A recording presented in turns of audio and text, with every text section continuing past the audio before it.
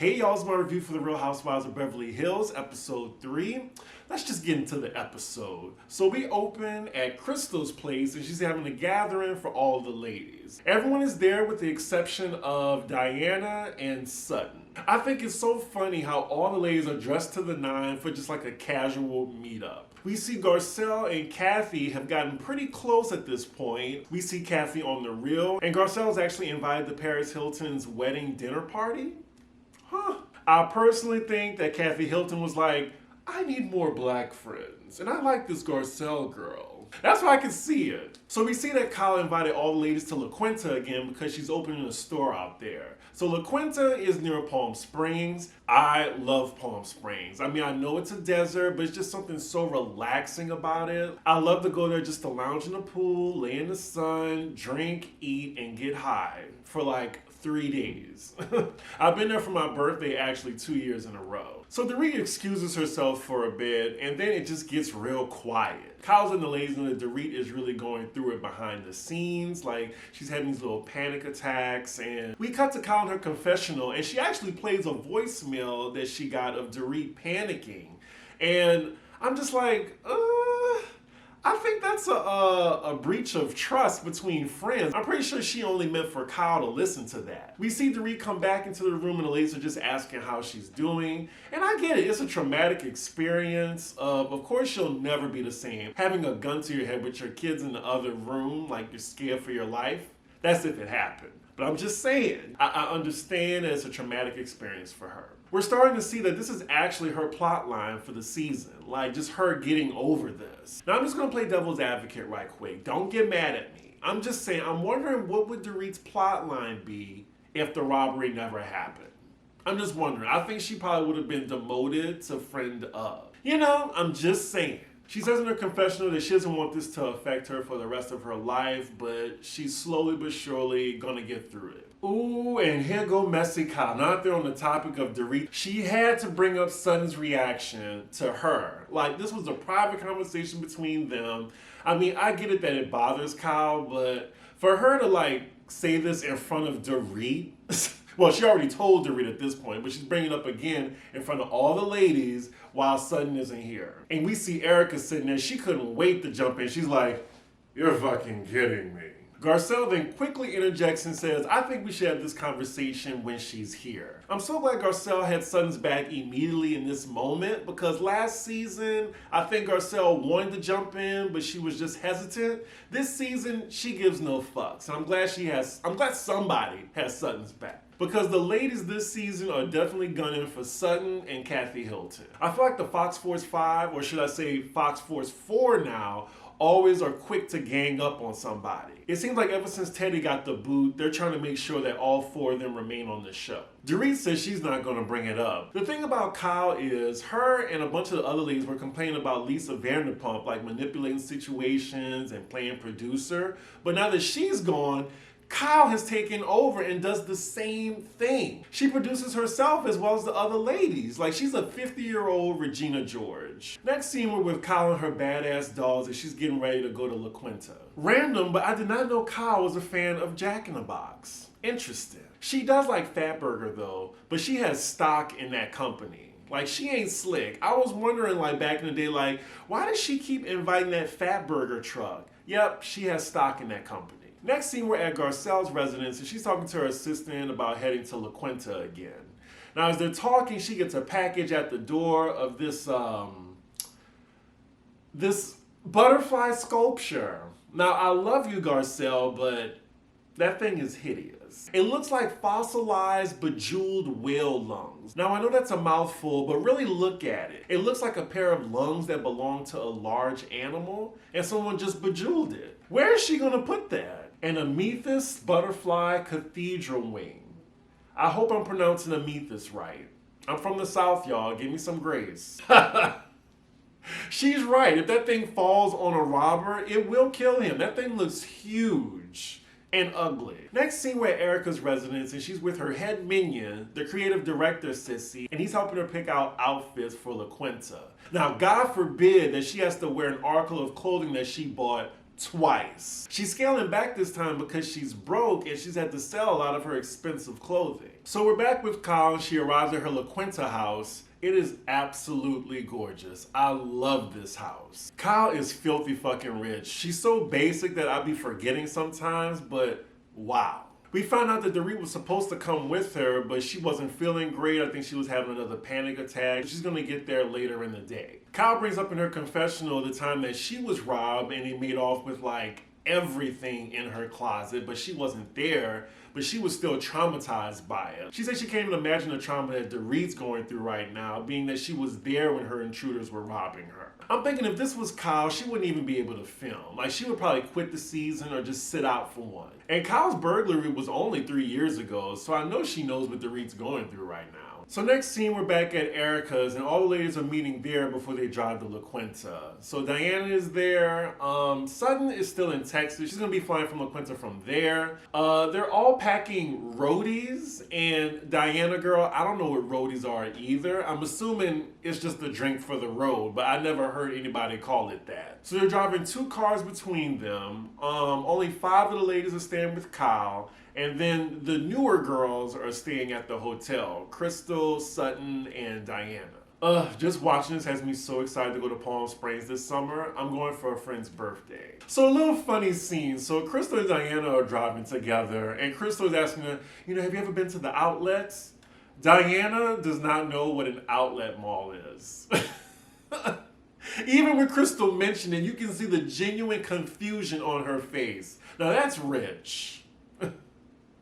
Double entendre, that's rich. Diana, rich ass, she normally doesn't even shop. She has shit delivered to her and she sends the stuff she doesn't like back and then purchases the stuff that she likes. I'm starting to think she has like Kathy Hilton money. I mean, she did get a $250 million divorce settlement. So we're back at Kyle's and we see Dorit made it.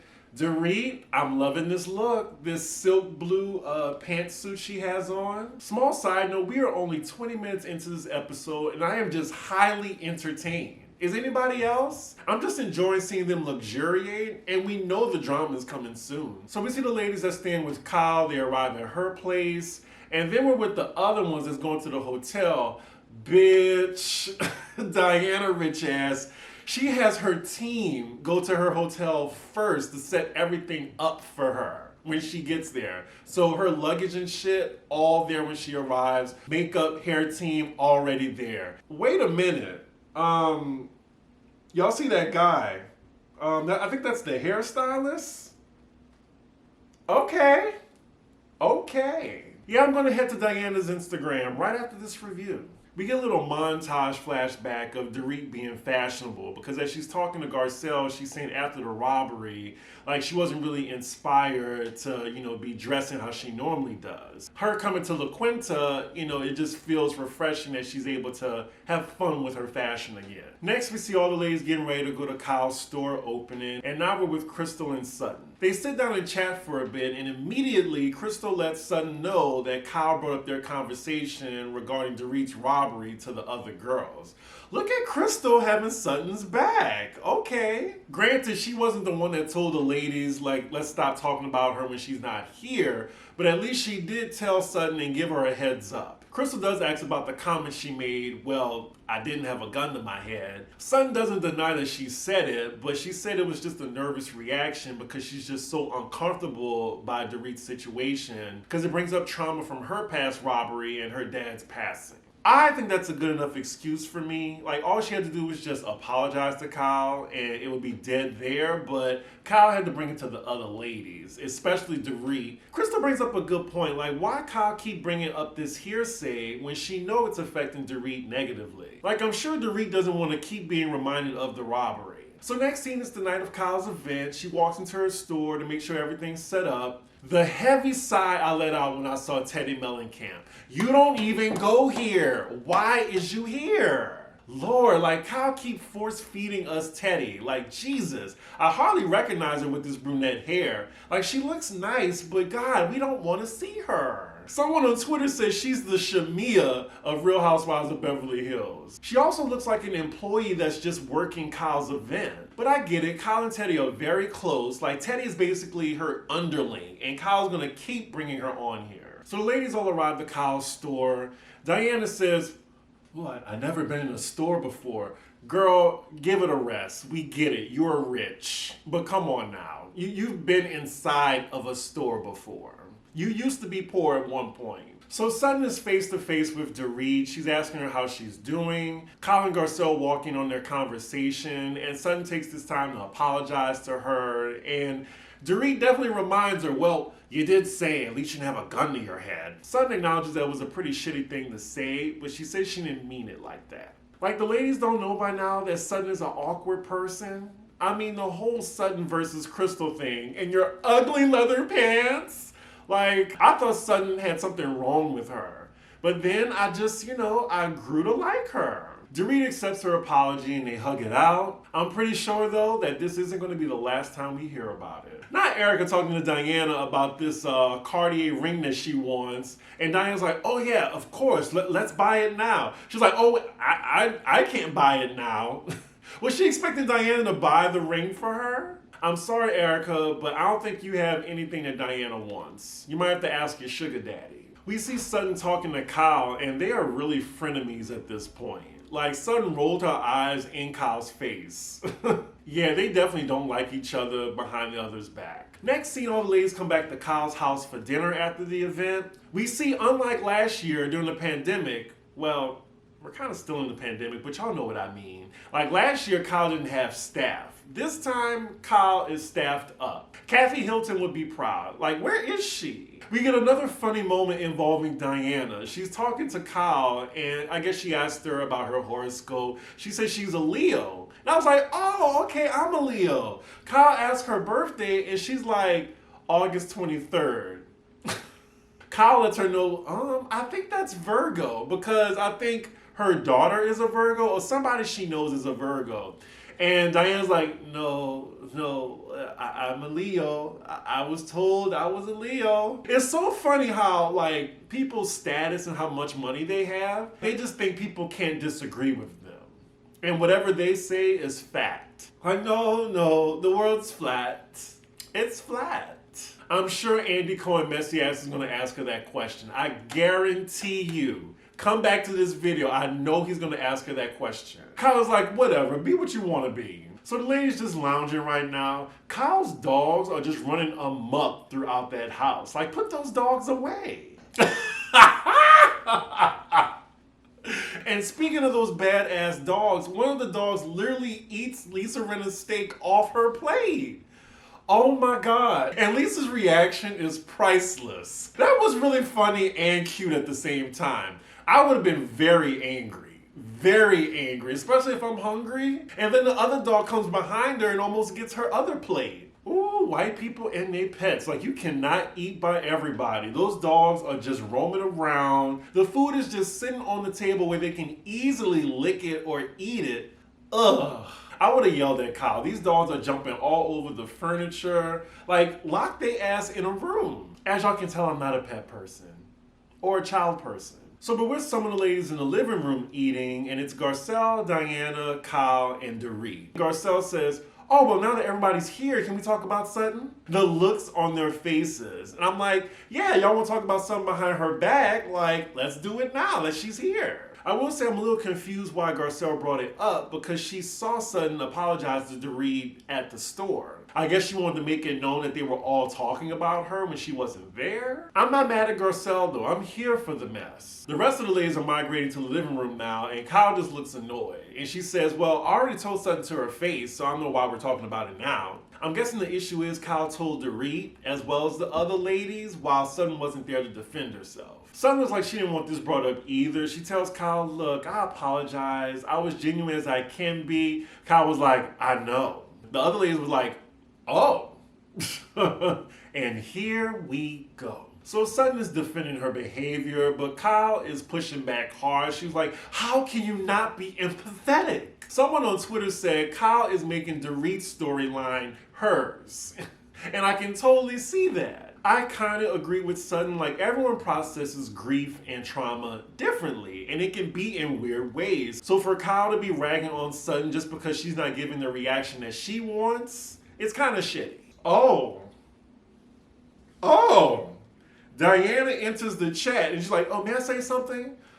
So I don't know Sutton, but she comes off clumsy. You come off really weird and wrong. And Erica Jane just chimes in, yup. Girl, sit back. Please, sit back. Because Erica is clearly rolling off of something that she took earlier. Damn, Diana. Shit. You only met Sutton once. Like, how you gonna say this about her? And I'm surprised Sutton's just sitting there taking it. I would have bit that bitch head off. Like, who the fuck are you? I don't care how much money you got. Sutton is better than me. I guess she knows how to process Erica now, but I think she's just feeling Diana out. There's also something very condescending about Diana when she talks to people. She's not coming off really likable so far. She better watch it or else she's gonna be in the midst of a scandal soon. Because people start digging, and I heard there's some tea behind her. Sutton handles Diana with grace though. She's like, I do apologize, and I was empathetic. And Kyle's like, you weren't empathetic. Kyle will not let it go. She is a dog with a bone. Like Sutton said, let the mouse go. We see Crystal whispering to Garcelle saying the hypocrisy right now. And you can tell from her body language that she's annoyed. Kyle notices this and asks Crystal what's wrong. And Crystal brings up her beef with Sutton, I think it was last year, about the whole word of violation, which personally, I did think, I felt violated. It was strong, but she's saying that everybody was telling her how to feel, but they're doing it again this time with Sutton, and she's calling out the hypocrisy on it. Kyle is saying this is apples and oranges, and why is Crystal making this about her? I think Crystal has a point though. Like, they're basically trying to tell Sutton, like, we don't like your reaction. We're telling you how rude you were. Almost like a gaslighting, like they were doing Crystal, saying, oh, well, you shouldn't use that word violate. Like, you didn't do that. And they're telling her how to feel. So I get the correlation. I get it. But I can see Kyle's side a little bit when it came to the word violation. So, yeah, y'all let me know how y'all feel about that in the comments. Crystal says she is triggered by this. She's saying that y'all all told me to give Sutton the benefit of the doubt, but now, like, when it affects y'all don't want to give her the benefit of the doubt now. We then cut to Kyle being a mean girl in her confessional saying, Crystal is so dramatic. Is it because she's a millennial? Hold up, Kyle. Do not come for millennials. Do not blame this on us. And then she's like, oh, Generation XYZ. Kyle, how old are you? Aren't you a part of Generation X? I mean, if you're a baby boomer, hey, claim that. Claim it. Isn't Kyle early 50s? Let me check. Yep, Kyle is 53. She's Generation X. I don't think she knows what she's talking about. But she calls her millennial because she says she always has something to complain about. It's funny because I'm actually making a video with Jared for Poly Side Eye talking about millennials in our generation and how we got the short end of the stick. So look out for that. I'm filming it tomorrow. But anyway, Dorit enters the chat and says that she doesn't see the correlation that Crystal is talking about. Kyle is continuing to shut Crystal down. She's like, I'm sorry, Crystal, but no, this has nothing to do with you. This is completely different. Ooh, it's getting a little tense. Garcelle just says, then why not just say, fuck you, Sutton? And Kyle says she did call it out to her. But I want to know, why did Kyle feel the need to tell Dorit that and then tell the other ladies too? Ooh, Kyle getting spicy now. She telling Garcelle, I am not wrong. What she said was offensive and I will not apologize for that. Lord, it looked like she was about to say, I was told by Apple Care. Woo. Kyle! Sutton tells Crystal what she learned from their beef was to just respect people and how they're feeling. Erica then out of nowhere yells, wait a minute, do you respect how I felt last year? And then what makes it even funnier is we see Garcelle in the corner saying, oh, here we go. Production made sure to show that at the bottom of the screen. Exactly, oh, here we go. Erica, this has nothing to do with you, your husband's crimes, or how you condone them. She asked her, do you feel good about how you handled my situation last year? Sutton was like, yeah, I do actually. Sutton doesn't even flinch. I'm so glad she's immune to Erica's assholish behavior. And then Erica goes on to say, none of that stuff you said was true. Everyone else is just looking like, where's this vindication coming from? There is no article saying Erica has been absolved from civil court. Oh boy, so now we got Erica versus Sutton right now. And Erica's like, you called me a liar. Sutton was like, no, I didn't. Lisa Rinna jumps in like, well, you did call her a liar. And production, they rolled that beautiful bean footage and she did say Erica was lying, but she was lying. I want Sutton to just tell her, but you were lying. But then that would open up a whole other can of worms and they're in the last 5 minutes. Sutton then asked Erica, do you feel good about how you treated me? Erica was like, absolutely, bitch, and I'd do it again. Then why do you want an apology from this woman that you clearly don't give a fuck about? Like, lay back, enjoy the meds and the alcohol that you mix together and ride the wave. Ooh, they are all jumping on Sutton right now. Erica saying, me, Crystal, now Dorit, you are the common denominator. Sutton is handling herself really well right now. I'm surprised because first season Sutton, she probably would have bawled and left the house. Sutton is just rolling her eyes at the situation. She's like, oh God. She doesn't even want to go there with Erica. Lisa then tries to hone in the conversation saying, we're forgetting that Dorit is the victim here at the end of the day. Girl. As many people you have backstabbed and how many victims that you have accrued on the show, girl. You have been the common denominator multiple times. So Dorit then brings the conversation back to her and Crystal. She's asking her, I'm really not seeing the correlation. And then Kyle jumps in, well, yeah, I don't see it either. Crystal is pissed now because she's saying that basically her feelings aren't valid. She's talking to Garcelle now, they're never gonna understand. This has now turned into an argument of Crystal feeling like she has not been heard in the group. Now, haven't we seen that before with Garcelle? I think Crystal was silent then, I'm just saying, but you see how the black woman has Crystal's back, right? Crystal and Kyle are now going back and forth, and I think Kyle isn't seeing what Crystal is saying. She's not comparing both situations. She's saying that because you don't understand people's reactions, you're not considering it valid. Kyle just called Crystal dramatic to her face, and Crystal is over. She's like, I'm not talking about it anymore. I'm not talking about it. Okay, now it's going all the way left. Garcelle is trying to stick up for Crystal in this moment. Crystal is telling her, my feelings are invalid to them. They are. And now Dorit's getting loud for some reason. That is not true. Crystal is like, it is. Get real. And Dorit's like, are you out of your fucking mind? Here go Dorit yelling again. Where did we see this before? They're going back and forth now. I think Crystal has checked out a conversation. Now Garcelle's still talking for her. And Dorita's like, I'm trying to understand. During this, Diana is on her phone. Lisa Rinna is just making all types of faces. And Erica, I mean, she is stoned or drunk or like dulled out of her fucking mind. Crystal's starting to feel bad now because you have the lady that was just a victim of armed robbery yelling at her and she just wants to end the conversation. Crystal then says she's leaving. This is not a safe space for her. They were having such a good night too. Crystal said a word, you guys will never validate someone's feelings unless you understand it.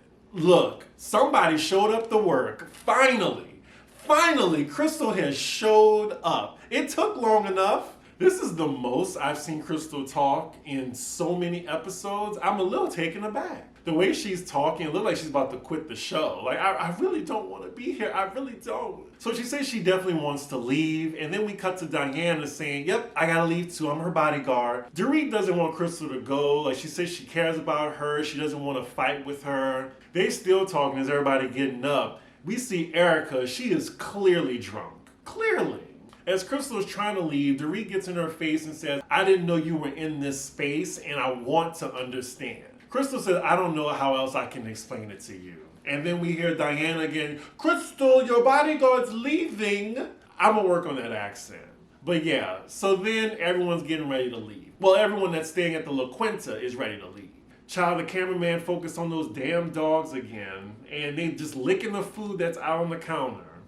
You definitely can't eat from everybody. So as they leave, we see the Fox Force 4 talking about Crystal, saying they had no idea her feelings were invalidated, and what was that about? We're now in the car with Diana, Sutton, and Crystal's just filling in Diana on the drama since she don't know anything about it. Crystal bringing up her drama with Sutton, I'm kind of nervous that that might open up a wound between those two and they'll be right back to arguing again. Crystal says she never looks for people to validate her, but when it's a bunch of people telling her you can't feel that way, it's very upsetting to her. I'm not sure what it is about Diana, but she's aloof in every situation. But that's how you should not feel with friends, though. So we're back with the other ladies and you're still talking about Crystal. Erica surprisingly becomes the voice of reason, telling them, y'all, let's not try to interpret what Crystal was feeling tonight. We can just wait till we see her again and just ask her and then we can understand. Everyone else is just taken aback, like, what? I don't know, whatever pills and alcohol she mixed together got her as the voice of reason right now. So then after that, Calvin jumps on her and starts wiggling her ass on her, and that is where the episode ends. Again, another enjoyable episode. Crystal showed the fuck up, and I am surprised. I'm shocked. Like, she's getting into the mess, finally. Like, she's not a token or a placeholder. Not sure how I feel about Diana right now. I'm still going to give her the benefit of the doubt. She reminds me of Yolanda mixed with Dorit on her first season. That's what she's giving right now. Yeah, other than that, I'm still Team Sutton. I would love to know what y'all think about, what Crystal said against the other ladies. Next week's preview, it looks like Crystal is going at it with everybody, including Garcelle and Sutton. Another episode, the Supreme franchise, yet again. But anywho, y'all, make sure y'all like, comment, and subscribe, and I will see y'all for the next episode. Bye.